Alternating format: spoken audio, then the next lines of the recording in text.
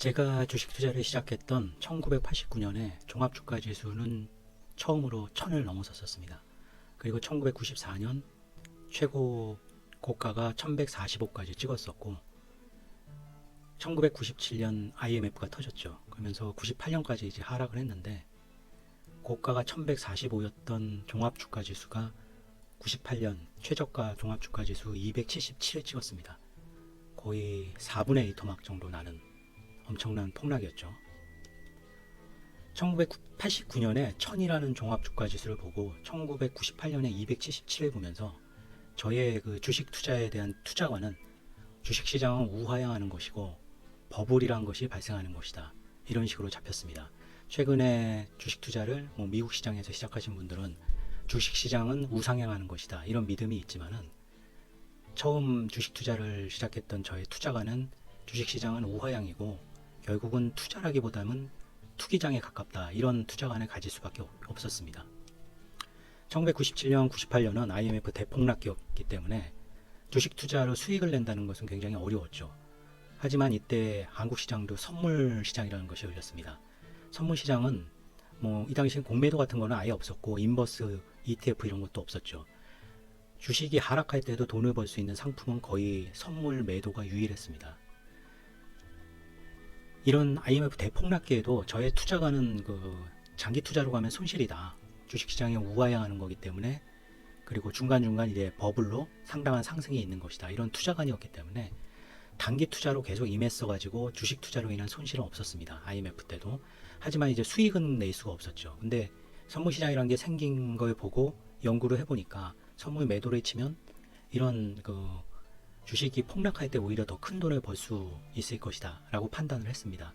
그래서 아무런 준비도 없이 이 당시엔 유튜브도 없고 선물 투자에 관한 무슨 책이 없었죠. 조언을 해주는 사람도 없었고 그래서 수익을 얻기 위해 주식 대하락기에 선물 투자를 시작했습니다.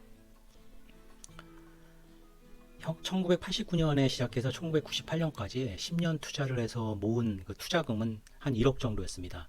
이때 강남의 아파트가 한 4억 정도였으니까 지금 가치로 보면은 1억보다는 훨씬 크겠죠. 10억까지는 안 된다 그래도 5억 이상은 될 거라고 봅니다. 하지만 이제 1998년 선물 투자 딱 2주 만에 1억이었던 자금이 2,980만 원까지 떨어졌습니다. 거의 70% 이상 손실이 난 것이죠. 이것도 2,980만 원까지 떨어져서 멈출 수 있었던 것도 이 당시는 선물 투자 위탁증거금이란 게 3천만 원으로 돼 있어서 3천만 원이 넘지 않는 계좌는 선물 투자 자체를 주문을 낼 수가 없습니다. 그래서 저는 그 제도가 그나마 이 현금을 지킬 수 있었던 것이라고 봅니다. 제일 스트레스 받았던 것은 사실 이렇게 2주 만에 이렇게 재산을 손실 낸 거를 아내한테 고백을 해야 되는 건데 지금은 우스운 얘기일 수도 있지만 눈물을 흘리면서 아내에게 고백을 했습니다. 이렇게 내가 손실이 났다. 하지만 그때 아내는 오히려 굉장히 안심했었죠. 2주 기간 동안에 제가 굉장히 얼굴 자체가 무슨 본인은 암 선고 진단을 받았는데 그거를 고백하는 줄 알았답니다. 2주간 그 정도로 망가진 상태였던 거죠. 그렇게 손실이 크게 나고 1998년 말에 지수가 이제 2배 상승을 했죠. 보시면 1998년 저가 277을 찍고 고가가 599인데 이게 한 두세 달 동안 상승을 한 것입니다. 거의 2배 넘게 상승을 했죠. 한 3달 동안에. 종합 주가 지수가 2배를 상승한 겁니다. 지금으로 보면 2700인 지수가 5900까지 올라간 것이죠. 엄청난 상승이었죠. 하지만 이때 이미 저는 70% 손실로 멘탈이 나간 상태였기 때문에 주식 투자를 할 수가 없었습니다. 그냥 멍하게 그냥 그 상승기를 구경만 하고 있었죠. 다음 해인 1999년에는 휴식을 취한다거나 취미생활을 한다거나 이런 거는 전혀 없었습니다. 오로지 회사와 투자에만 전념하게 됐었죠. 그러니까 이렇게 큰 손실을 겪고 난 후에 투자에 대한 마음가짐이 완전히 바뀌었습니다. 투자는 그렇게 간단한 마음으로 작은 마음으로 하는 게 아니라 전쟁터에 내가 뛰어든 것 같은 그런 치열한 마음으로 해야만 내가 수익을 낼 수 있구나 이런 마음가짐을 갖게 되었습니다. 그리고 1999년은 대세 상승장이었죠. 시가가 575로 시작해서 종가가 1028로 끝났습니다. 아까 99년 말에 최저가가 277이었으니까 거의 최저가로 보면은 3배 이상 상승한 것이고, 이 1999년만 봐도 뭐 90% 이상 상승한 것이었죠. 마음가짐이 바뀌어서 그랬는지 이때 2,730만 원의 자금이 12억이 됐습니다. 왜 2,980만 원이 아니고 2,730만 원으로 시작을 했냐 하면, 제가 모든 자산에 투자해서 잃을 수도 있다는 생각이 들었었습니다. 그래서 요 차익이 나는 만큼 한 250만 원을 그 당시 데이컴 우리사주 대출을 받았었는데, 그 대출금을 모두 갚았습니다.